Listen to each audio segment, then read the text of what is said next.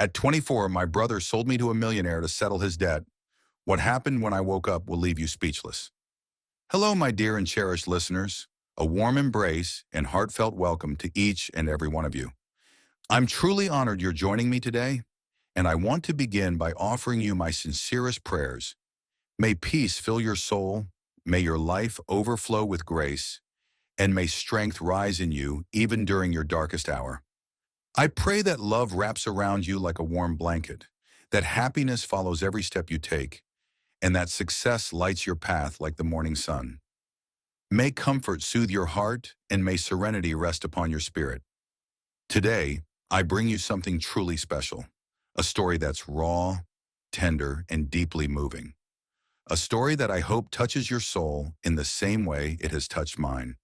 So please, my beloved listeners, stay with me until the very last word. Allow yourself to feel each emotion, walk beside the characters, and immerse yourself in their world. I promise you, by the end, your heart will carry this story with it. And if you haven't already, please hit that subscribe button. Your support means the world and helps our storytelling family grow stronger together. Let us begin this journey. Ariana had always led a life tucked away in shadows, quiet, simple, untouched by luxury or thrill. At 22, she moved through life with graceful innocence, her skin kissed with soft brown hues, her long braids falling like silk ropes down her back. Her deep eyes reflected a depth shaped by silent wounds and unanswered questions. She had learned early that life was often cruel. After her mother's passing, she and her older brother Marcus had grown up under the roof of a cold and distant father. And after he died, everything changed. Marcus, once her shield from the world, spiraled, lost to gambling, alcohol, and chaos. Ariana tried to reach him countless times, pleading for him to stop before he ruined them both. He always smiled it off, pretending he had control. But Ariana knew better. And then came the night her fears took shape. She was sitting quietly in their cramped apartment when Marcus burst through the door, pale and shaken. She rushed to him, concern gripping her. "Marcus, what's wrong?" she whispered, grasping his arms, but he pulled away. "I messed up," he muttered, eyes darting like a hunted man. Before she could ask again, a knock came, sharp and ominous. The air froze. Marcus stood rigid as the door swung open. A man stepped inside like he owned the air itself. Tall, built, carved from stone, his jawline sharp and beard trimmed. His eyes, gray and merciless, locked onto Ariana. Even without knowing his name, she felt his dominance, his presence, unnerving. He wore a fitted black suit, silver cufflinks gleaming like blades. Marcus stammered, "Adrian, please." "More time." The man, Adrian Cross, raised a hand, and silence followed. His cold eyes flicked back to Ariana. Her breath caught. Something was very wrong. "There is no more time," Adrian said, his tone like polished steel. Marcus crumbled. "Please, Adrian." "I'll find a way." Adrian's gaze sliced through the air. "You had your chance." Then he turned to Ariana. "Now it's time to pay." Her heart lurched. "Pay?" she asked, stepping back. Marcus wouldn't meet her eyes. "I owed him $2 million. Ariana's world tipped. $2 million? She gasped. "How?" Marcus looked devastated. "I thought I could win it back." Adrian sneered. "You lost. Now you pay." Ariana's voice rose, shaking. "What does this have to do with me?" Adrian's stare turned lethal. "Your brother offered you as collateral?" The words hit like ice. "What?" she whispered. She turned to Marcus, betrayal flooding her. "You swore, Marcus. You promised you'd never drag me into this." He broke, whispering, "I had no choice." Adrian stepped closer. "You're the payment," he said, almost taunting. "You're mine now." Ariana's tears spilled. "No," she pleaded. "You can't." Adrian's voice dropped. "Come with me, or your brother dies." Her body trembled. "No," she cried. "Marcus, don't let him." Marcus broke, whispering, "I'm sorry." Ariana's sobs turned to screams. "You sold me." He couldn't speak. Adrian's grip found her wrist, firm, final. "Enough." She struggled, but his strength was stone. "Let me go," she cried. It's done, Adrian replied as he dragged her to the door. Marcus, she screamed. Please stop him. But Marcus stood still, his shame devouring him. Adrian hauled her outside, ignoring her cries, lifting her effortlessly and placing her into a sleek black limousine. She banged on the glass, tears blinding her. Marcus didn't move as the car pulled away. She crumpled inside, sobbing as Adrian watched her. You don't have to fight, Adrian said quietly. It's already done. Ariana glared at him. You're a monster. Adrian didn't flinch. Perhaps. Her world shattered. Her brother's betrayal burned like fire. And now this. A stranger claiming her like property. She didn't know what lay ahead, but one thing was certain. Nothing would ever be the same. The drive felt endless. Lights blurred past as Ariana curled up in the corner of the luxury car, arms clutching herself. Adrian sat across, unnervingly calm, his frame relaxed, one hand swirling a glass of amber liquid. The silence was agonizing. Ariana's mind raced. Just hours ago, she had her life. Now she was this man's possession. Her thoughts snapped to Marcus, his haunted eyes, his silence. Her chest ached. How could he? How could he sell her like this? Part of her prayed he'd come after her, but the truth settled cruelly. No one was coming. Adrian had made sure of that. The car slowed, turning onto a path flanked by lanterns and perfectly cut hedges. Massive iron gates creaked open. As they rolled forward, Ariana's breath hitched. The mansion was breathtaking and terrifying. Towering white columns, golden lights, and a scale of grandeur she couldn't comprehend. It was a palace, cold, powerful, and inhuman. The car stopped. A stone-faced butler stood at the door. Adrian stepped out. He reached inside and grabbed Ariana's wrist. Out, he commanded. Ariana froze. No, she whispered. Adrian's grip tightened. Not cruel, but firm. I wasn't asking. She trembled as he pulled her to her feet. She stumbled, but he steadied her, his hand briefly firm around her waist. Her legs refused to move. Her voice died in her throat. Follow me, he said, already walking. Ariana hesitated, but something in his tone rooted her in fear. The butler opened the towering doors, revealing a palace inside. Gold staircases, marble floors, crystal chandeliers. She gasped. It was overwhelming. Her footsteps echoed in the silence. The door closed behind her like a prison gate.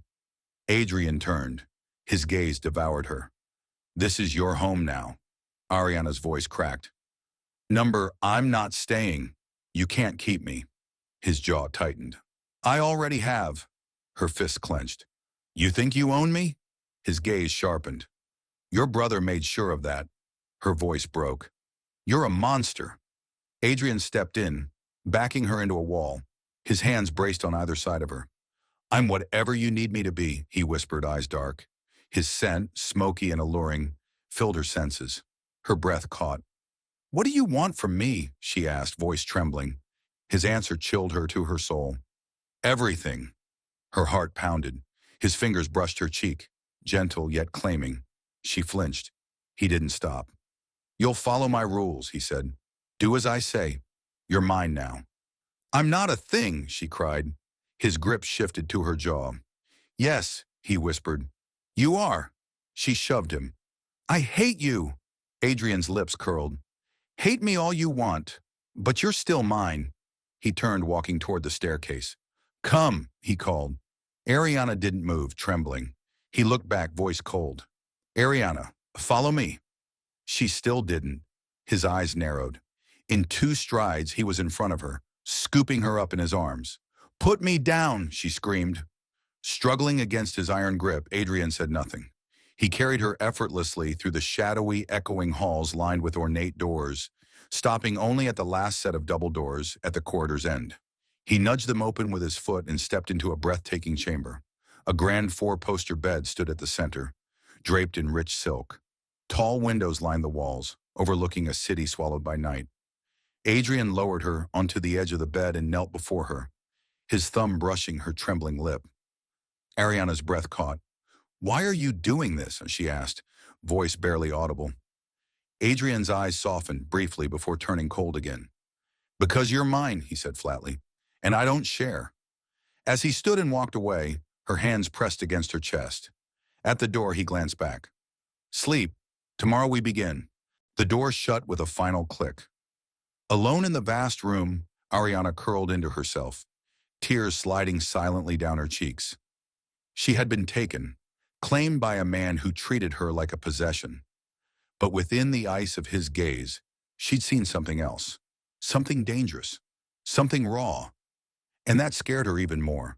The storm outside lashed violently at the mansion's towering windows, howling winds shaking the glass as rain came down in torrential sheets. Thunder growled in the distance, deep and constant, reverberating through the walls and marble floors. Adrian shoved open the heavy oak doors, his broad frame soaked and taut beneath the drenched fabric of his tailored suit. His dark hair clung to his face, droplets tracing the chiseled edge of his jaw. As he entered the foyer, his gray eyes stormed with rage, matching the chaos outside. The failed business deal had left him simmering with fury, on the verge of eruption. His fingers clenched around his cufflinks as he stalked through dim corridors, polished shoes striking the floor like warning shots. He needed silence, control, something to extinguish the frustration clawing at his insides. But just as he passed the library, a flicker of warm light caught his eye. The door stood slightly ajar, a soft glow spilling out. Curiosity tugged at him. Adrian pushed the door open. The warmth of a crackling fireplace greeted him. Flames danced, casting shadows along the mahogany walls and rows of books. But it wasn't the fire that held Adrian's attention. It was Ariana.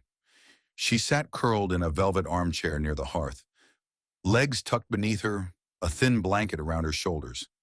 Her brown braids framed her delicate face, her eyes distant, focused on the fire. The soft light kissed her smooth skin, rendering her heartbreakingly beautiful and fragile. Adrian's chest ached with something unfamiliar. He hadn't meant to pause, hadn't meant to look, but her small, still form in that oversized chair stirred something in him. Silently, he stepped closer. Ariana heard him. Her eyes lifted, her spine straightened. Fear flashed across her face as she clutched the blanket tighter. I'm sorry, she stammered. I didn't mean to. Stay. Adrian's voice cut through the room like a blade, sharp and commanding. Ariana froze. His gaze narrowed, studying her, how her lips quivered, how color rose to her cheeks. Something shifted inside him. Slowly, Adrian closed the space between them. His shadow loomed over her as he crouched before the chair, his face inches from hers. Ariana's breath caught. His hand lifted, brushing her cheek with shocking gentleness. Why are you trembling? His voice was dark, curious. Ariana swallowed. I didn't finish. Adrian's eyes dropped to her mouth. He'd resisted this feeling for weeks, told himself she was collateral, nothing more. But now, looking into her uncertain brown eyes, that lie crumbled. His finger slipped into her braid, brushing against her neck. Ariana, he whispered. She gasped. Then he kissed her. The moment their lips met, Adrienne was undone. Her mouth was soft, warm, hesitant. Her hands rose to his chest, uncertain whether to push or pull. He deepened the kiss, his grip tightening in her hair, possessive and urgent. Her breath trembled against him, feeding the fire inside him. Then she gasped, tensed. Adrienne pulled back, breathing hard. Her wide eyes stared up at him, lips swollen. Ariana, he asked, his voice low, dangerous. Have you ever been kissed before? Her cheeks flushed crimson. She looked down, nodded faintly. No. Adrienne's jaw tensed. He lifted her chin gently. You've never been with anyone. Her lashes fluttered. Never. Her whisper was almost inaudible. His breath caught. His hands gripped the chair. He had assumed, wrongly, that Marcus would have arranged something long ago, that someone else had already claimed her. But she was untouched, and she had given him her first kiss. A brutal surge of possession flooded him. He brushed her cheek again, reverent now. You're mine, he said hoarsely. Ariana trembled. I don't understand. Adrian's voice dropped, rough and resolute. You belong to me. His thumb stroked her jaw. And now that I know what you are, I'm not letting go. Her heart thundered. She should have felt fear, but there was gentleness in his touch, vulnerability in his eyes that unsettled her in a different way. I don't know what you want from me, she whispered. Adrian's lips curled into a dark smile. Everything, but I'll take my time. He pressed a kiss to her forehead and stood. Sleep, Ariana, he murmured at the door. We'll continue this soon. The moment the door closed, Ariana sat frozen in place, her fingers pressed to her lips. Her heart was racing, her pulse echoing in her ears. Outside, the storm still howled, but inside, a different kind of storm had begun to rage, one that centered around Adrian Cross. The next morning, sunlight pierced the clouds, casting a golden glow across the mansion. Ariana awoke to birdsong drifting through sheer white curtains. Warm light spilled across the marble floors and soft sheets.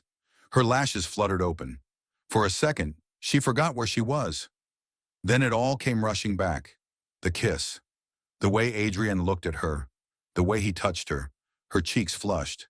She sat up slowly, fingers trailing through her braids. She had expected him to be cold this morning, to remind her she was merely payment. But when the door creaked open, her breath caught. Adrian stepped in, dressed in a black sweater and slacks. The morning light softened his sharp features, and his eyes locked onto hers. She froze. He looked different. You're awake, he said.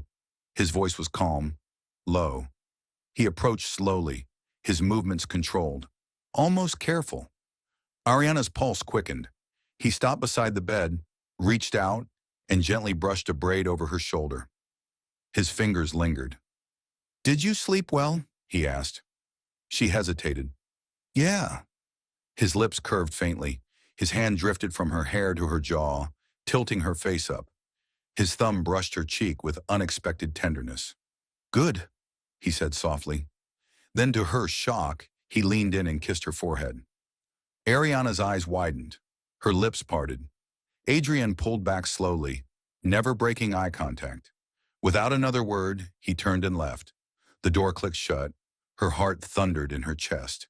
Why was he being kind? The change in him continued throughout the day. That afternoon, she wandered the gardens, her braids flowing down her back, fingertips grazing the petals of blooming roses. Jasmine scented the air. Sunlight bathed the hedges and statues in gold. She paused beneath an oak, feeling like a bird in a gilded cage, still trapped, but lighter. Just as she closed her eyes, a voice spoke. Do you like it here? Her eyes flew open.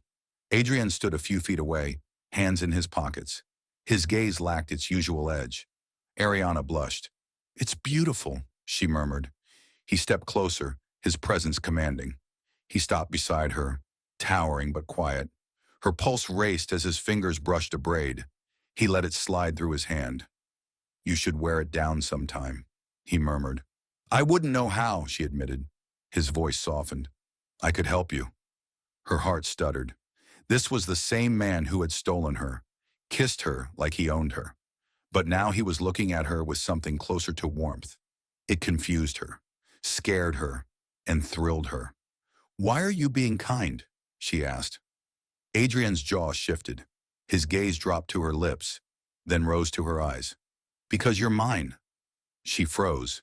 You're not a transaction anymore, he said. You never were. Her breath faltered. Before she could reply, he reached for her hand, his fingers threading between hers. Come with me. She hesitated, but followed. He led her along the garden path to a glass greenhouse glowing with filtered sunlight. Inside, white orchids bloomed, and golden light danced on the floor. He guided her to a bench. They sat. Their hands remained joined. She stared at their intertwined fingers, unsure. Then softly he spoke. Tell me about your life before this. Her body stiffened. She looked away. It wasn't special. He squeezed her hand. Tell me anyway. She exhaled, then spoke slowly. She told him about her childhood, about Marcus's addiction, about trying to keep their world from falling apart, how she'd always felt like a burden. He listened silently, his gray eyes darkening. When she finished, a tear slipped free. Adrian reached for her chin, lifting her gaze to his. You are not a burden, he said, voice hard with conviction. And your brother was a fool. Her lips trembled. But you still took me. His jaw flexed. I did. Around his neck, holding on as though she would fall apart without him. The kiss deepened, slow and aching, filled with every unspoken promise that neither of them knew how to say aloud. The waves crashed gently behind them, the fire crackled softly, but all Ariana could hear was the wild thundering of her heart and Adrienne's ragged breaths against her lips. When they finally pulled apart, their foreheads pressed together, Adrienne whispered, "You've undone me, Ariana." Her fingers trembled as they rested over his racing heart. "And you've undone me." For the first time since her life was stolen and handed over like a debt to be paid, Ariana didn't feel powerless. She felt treasured and loved. Not the kind of love that asked for permission, the kind that burned, raw and consuming, the kind that rebuilt everything it destroyed. She had entered Adrienne's world as a prisoner. Now she was becoming his queen. Would you like me to continue their story from this moment, or jump forward to their wedding day, or another dramatic twist in their journey? As she whispered back, "And you made me believe in love again." Their story wasn't one born of perfection. It was built through scars, through pain, through the raw vulnerability of two broken people finding in each other something worth holding on to. Adrian, once lost in a world of cold transactions and emotional detachment, had become a man who lived and breathed for the woman now curled against him. And Ariana, who once feared love after betrayal, now stood tall beside him, not just as his wife, but as his anchor, his equal, and his light. Their nights were filled with whispered promises and moonlit touches, their days with shared laughter and dreams being carved into reality. And though the world around them continued to turn, unpredictable and sometimes cruel, Adrienne and Ariana had found something unshakable, a forever that pulsed in every touch, every glance, every softly spoken word. Would you like to continue with the next chapter? Perhaps exploring Ariana opening her art gallery, or maybe a dramatic twist that challenges their bond. This chapter is breathtaking, raw, intense, and deeply emotional. The shift from Adrienne's protective fury to his quiet tenderness is seamless, and Ariana's healing journey is beautifully woven through each beat. The confrontation with Marcus is cinematic, full of grit and tension, while the aftermath is rich with intimacy and love. If you're planning next scenes or thinking about deepening the emotional or narrative arcs, here are a few gentle suggestions you might consider. Ariana's emotional recovery, a quiet moment where she processes what just happened with Marcus, perhaps a small panic attack or a memory flashback that Adrienne helps her through. It could further highlight his nurturing side. Adrienne's inner conflict. You've already started hinting at his painful past. Maybe expand on his internal struggle, how loving her feels like redemption, but also scares him because he's not used to being needed in this way. Their next step. You're setting up a future full of dreams. Maybe introduce a soft pregnancy reveal or a symbolic gesture from Adrienne, like building a nursery or giving her a family heirloom, that shows he's fully in.